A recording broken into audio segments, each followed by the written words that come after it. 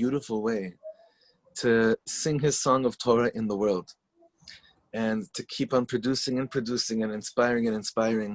It is a schut to invite Rabbi Avram Aryeh Trugman to come and share with us from the heart. Rabbi Avram Aryeh, are you with us? Yes, can you hear me? I sure can. Okay. Good moed, good moed. Good moed. What a privilege to join you and everyone else in your sukkah. I'm just praying that my internet connection is stable because I'm out in the sukkah. Bezrat Hashem. What? Well, I'm kidding. It's fine. It's good. So first of all, I do, like Simcha, I want to say a huge Yesha Koach, not just for this program, but if we go back 6 months, how many Hallels, how many Kabbalat Shabbats, how many Malava Malkas, and I'm expressing for hundreds, probably thousands of people, what a critical tafkid you've been playing for all of us to bring us together. It's really an amazing thing, and you should have lots of koach. And Shimon, I know Shimon puts in so much energy, should have lots of koach to continue. Amen. So obviously there's so much to talk about Sukkot. It's actually very, very difficult to try to nail down try to give over. So this is what I came up with. So I just want to start with this idea that the sukkah is a temporary dwelling. So what does that mean to us? Okay, in the desert for 40 years, obviously they never knew from 1 minute to the next when the clouds of glory would move. So all they could do was make very temporary, quickly dissembled dwellings. But what does it mean for us today? So Reb Shlomo and all the rabbis say the same thing, is coming out of Rosh Hashanah and Yom Kippur is, does anyone have any idea what their judgment for the year is going to be? In essence, we all live in a state of existential suffix, doubt all the time. The older we get, the more true we know that is. That we quite literally don't know what's going to happen from 1 minute to the next, but we get used to it. Most people can keep their sanity and can be happy. But really, we're in a state of suffix all the time. But especially after Rosh Hashanah and Yom Kippur, after pouring out our hearts for a good judgment, for all of our prayers for a good year. But the truth is, we have no idea. So that is the physical temporary structure of the sukkah represents our not knowing. But that not knowing is not necessarily bad, because it's Zman Simchatenu. That is the strength of Am Yisrael, that we could go out to our sukkah, and the same thing, we have this big feast on Rosh Hashanah. Right before Yom Kippur, we're also feasting. All of this is a siman that we have trust in Hashem, that whatever it's going to be, we trust that Hashem will be with us and ultimately it will be good. So I'm thinking of this because I'm sure I'm speaking for probably all of us. I don't think any of us can remember a matzav in the world, not just individually, not just Am Yisrael, but the whole world is in this incredible state of suffix as to what's going to be. And as we know, so many people have been challenged health-wise, loneliness-wise, parnasa-wise, and every day we go to the news, is the shutdown going to be a week, or is it going to be a month? And now they're saying it'll take a year maybe to come out. I'm like, we're living in such a state, but this is our sukkah. So this is really our test And our opportunity this year is to learn to live with Suffix. So I want to give over a Torah from Rav Ginsburg. It absolutely changed my life. I think of it every single day. I think most people know that I live on the Moshav. So in the last year and a half, I and all the people of the Moshav have been hit with two things, the fire and the pandemic. So Rav Ginsburg quotes from the Gemara that says, Ein simcha kahatarat svekot. There's no joy as great as freeing yourself from a doubt. So everyone knows from little things to big things how heavy living in doubt can be. Whether it's, am I going to make the plane? Am I going to make the meeting? What's going to be here? What's going to be there? To the bigger things in life, that sometimes we're in a state of Suffix. Should I quit my job? Should I look for a new job? Should I marry this person? Should I move here? But let's say we come to a conclusion. We free ourselves from the Suffix. So the Gemara says, Ein simcha kehatarat svekot. There's no joy like freeing ourselves from Suffix. So Rav Ginsburg explains the same pasuk, and he just kind of puts a comma in, and he explains the word hatarat svekot. Usually we translate it freeing ourselves from a suffix or solving a suffix. But he says the same word is heter, is permission. So he interprets it like this. There's no joy as great as giving yourself permission to be joyous, even in a state of suffix. So this is just such an awesome Torah. When I learned this, it was like, wow, that's really a whole different way to look at life.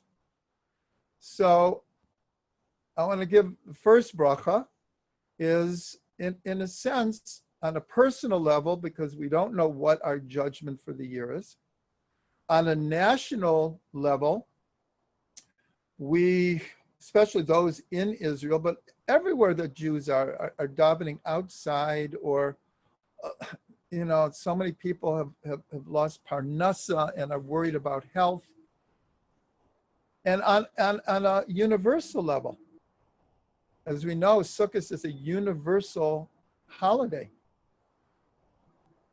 So our challenge this year and our opportunity is to be besimcha despite it all. And again, Reb Shlomo, I'm saying, like,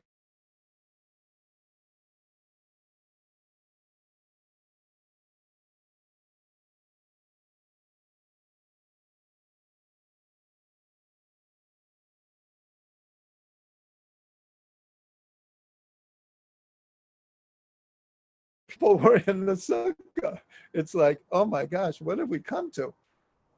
Now, I know it's to help save lives and everything, but we have a challenge this year, and I'm just blessing everyone to find the means and the ways to make this a very, very joyous holiday. Okay, so now I'd like to move to another idea. Everyone knows there's a statement in the Gemara, Ma'aseh Avot Siman Labanim, the deeds of the patriarchs and the matriarchs, and really all of our tzaddikim and all the rabbis and rebbitzins and Nevi'im are a sign for their children. So I want to look very, very quickly how this applies to Sukkot. So the Gemara tells us an amazing thing. When what Avram thought, three pagans were passing by his tent, as he's in the middle of this most awesome vision of Hashem, and he interrupts the vision because he has to take care of the guests. He didn't know that they were angels. He thought they were just three pagans. And he brings them in, and he says, please come and rest under the tree. The Gemara, what Avram did by giving the strangers rest under the tree, all of Israel merits to the holiday of Sukkot. So this tells us such an awesome thing, that one action by Avram Avinu brings down the holiday of Sukkot for thousands of years. So what do we learn from this? What we can learn from this is we know that Avram is an archetypal figure, but he's the first Jew, and all of us have within us a part of Avram Avinu, a part of Sarah Imenu. That's why when a convert converts, they're called Ben or Bat, Avram and Sarah. That, and it's not just that we're the children of, but that what we'll call the spiritual DNA. And I actually just read an article that there is something to this idea how thoughts and actions and personality can actually be so integrated into a person that they're transferred to their children. So we have physical DNA, but we also have spiritual DNA. So Avram brings down through one action the holiday of Sukkot. And that tells us, I would say, especially with our and what we do, and even sometimes what we think, our children absorb everything. And just like Avram could pave the way for all of Am Yisrael, Reb Shlomo loved that concept, paving the way. So that's what we do for our children. But we do it for strangers also. It's, and I'm not just speaking for myself, but I'm sure many people out there have had a similar situation where, Baruch Hashem, my wife and I have merited to have many, many guests over the last decades. And we've also gone to many, many cities around the world. And we're constantly bumping into people that we really haven't seen for 5, 10, 15, 20 or more years. Sometimes we're in contact with them and sometimes not.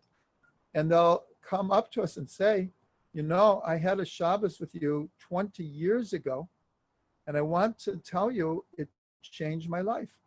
Now, I'm not saying it just about myself. I'm saying this as a more of a klali thing, that we can have effects on people that we have no idea, we have no concept, the effect that we can have.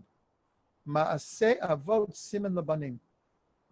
So we've established that Avram is very, very important to the holiday of Sukkot, but Sari Menu in a certain sense is even more so, because Sari Menu has another name in the Torah, Yizkeh. And Rashi tells us what's the root of this name, Yizkeh? It's Socheh. Now it turns out that the root of Sukkah and Schach is from the same root. And Rashi says, why was she called this? One of the words for Socheh is also like dripping with, soaking with. Sarimena was soaked in Ruach HaKodesh. And we know that the special ambiance of Simcha Beit Shoeva, the holiday of the drawing. So we all know what they were drawing. They went down to the Mea Shiloach and they drew water. Ushavta mayim bisason mime'anei ha'Yeshua. They brought it up to the temple, and all night long, the greatest simcha, as we all know, it says, anyone who did not see the joy of Simcha Beit Shoeva never saw joy in their life.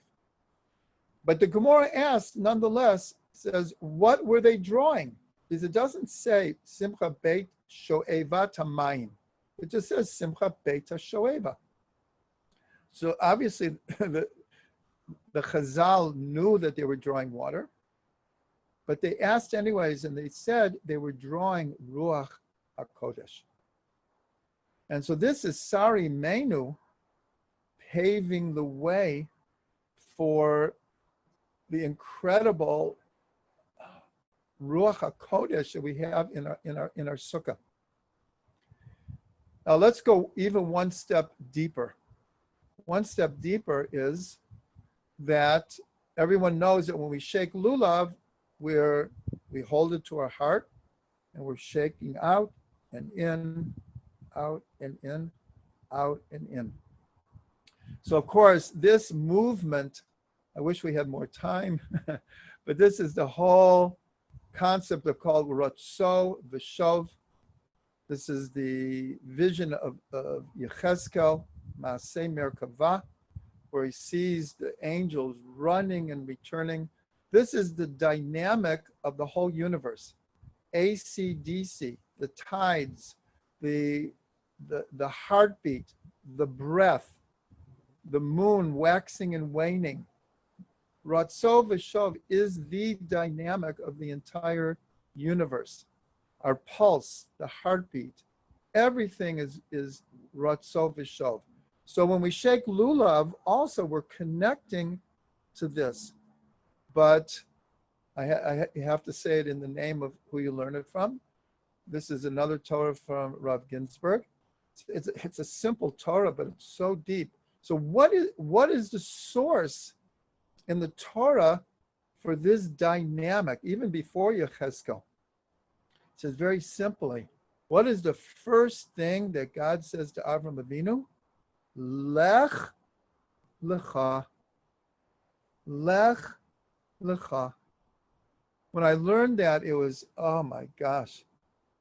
This is the inner dimension of the whole dynamic of the universe. This is the first thing that God is telling Avram is you need to put yourself out into the world. You need to spread Yiddishkeit to the whole world. You have to spread the belief in one God to the whole world. But how are you going to do that? Only by going deep within yourself. Lech lecha.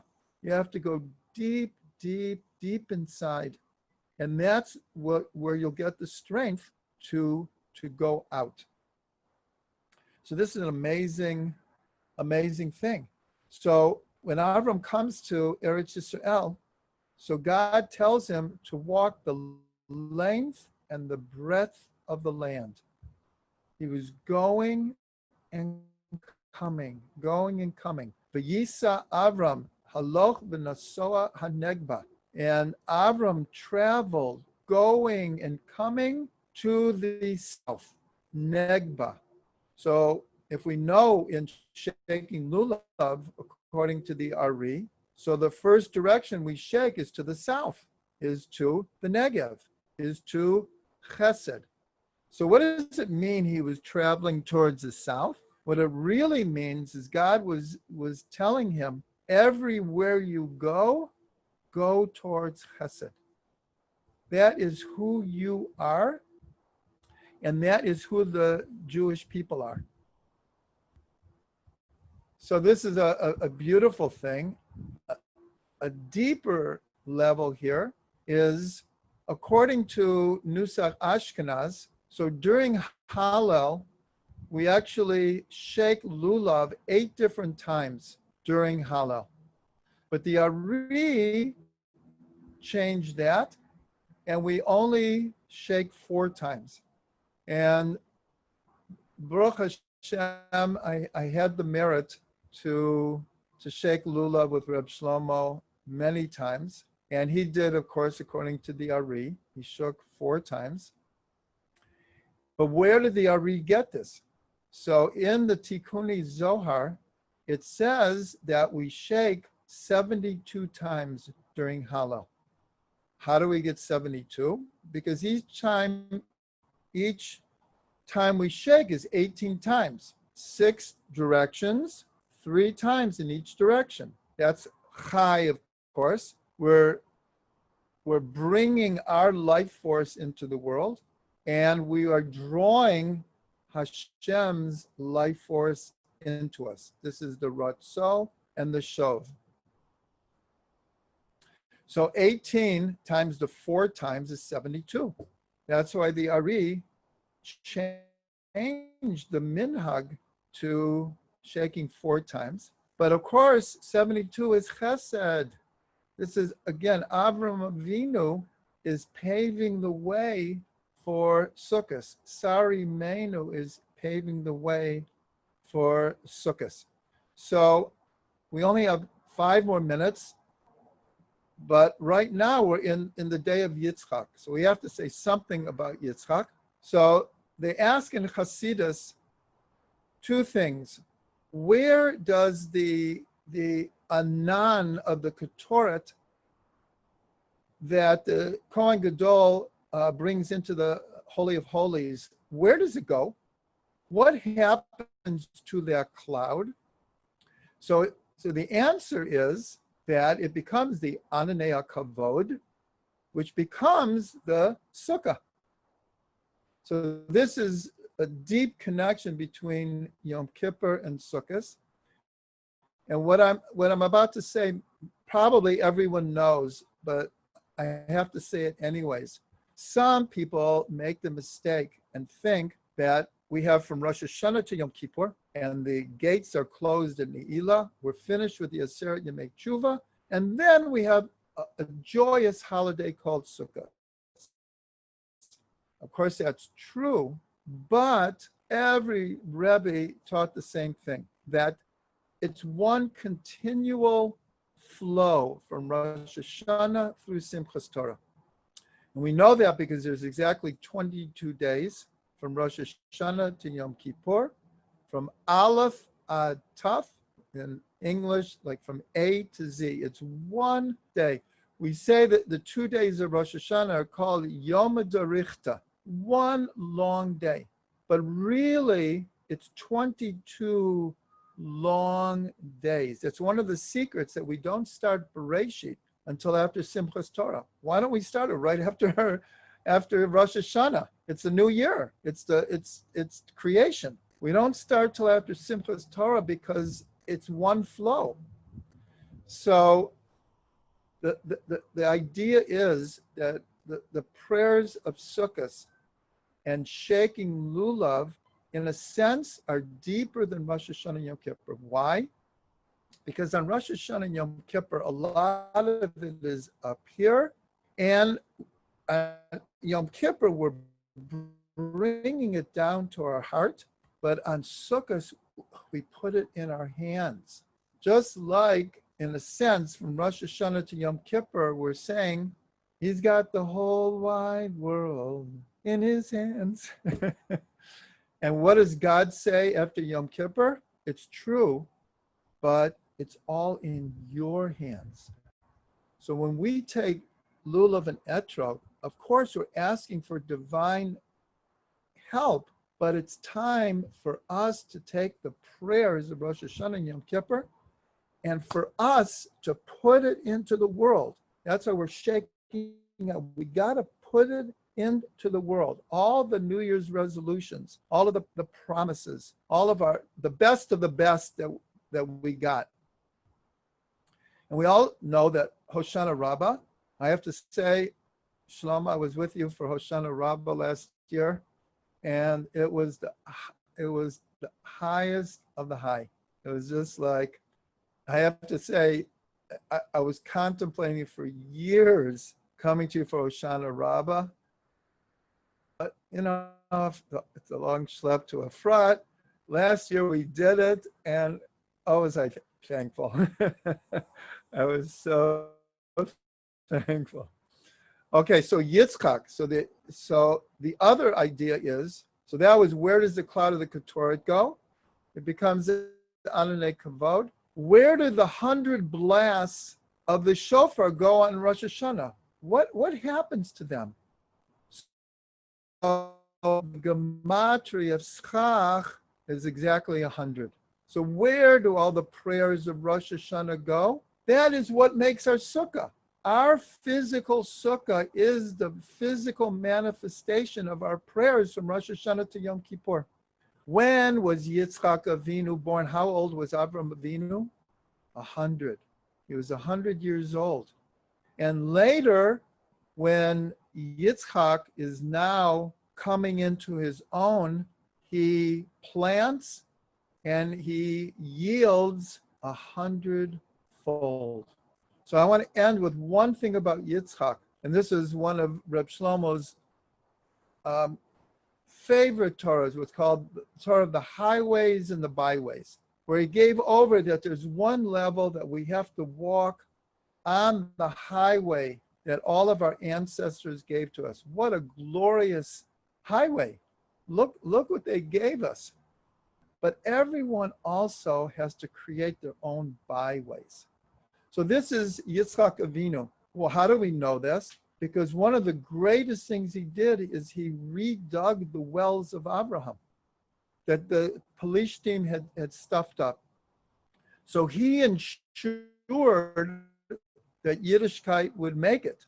He ensured it. But then he started digging his own wells and giving his own names. And then in the end, he also digs a well in Beersheba, just like Avram did. And he also calls it Beersheba, but his kavanah was different than Avram's. In other words, he was on the highway, he was on the byway, and he put them all together. So I want to end with a blessing. It's exactly 6 o'clock. I want to end with a blessing that this sukkah, we close our eyes for a second and we connect to every sukkah that's ever been built. You know, it's like Pesach. You know, Sukkot night is exactly 6 months across from Pesach. Just like at the Seder, we close our eyes and we imagine every generation from Egypt. Same thing on Sukkot. Every generation from coming out of Egypt, we've sat in Sukkot. But at the same time, everyone look around your sukkah and know that no one's ever made a sukkah like you just made. So we have the best of the best, and that's really like the Lech Lecha, is where we're putting our own unique energy into the world, but we're drawing everything that all of our ancestors gave us. Chag Sameach, everyone. And Reb Shlomo, again, thank you so much. And Shimon, I know Shimon puts, I have to thank my son Ephraim, because I've also been doing a lot of online learning. And without my son Ephraim, I couldn't handle all the technology. So all of you should have a big Yeshe Koach and Chag Sameach to everyone. Let's keep the simcha going. Amen. Good moed. Thank you so much, Yedid Nafshi. Thank you, everyone. We can't wait to continue this. Avram Aryeh, thank you. Reb Simcha Ochbaum, thank you. Mimi, thank you. We'll see you in about 2.5 hours with Yehuda Katz and Laser Lloyd. Thanks so much, everyone.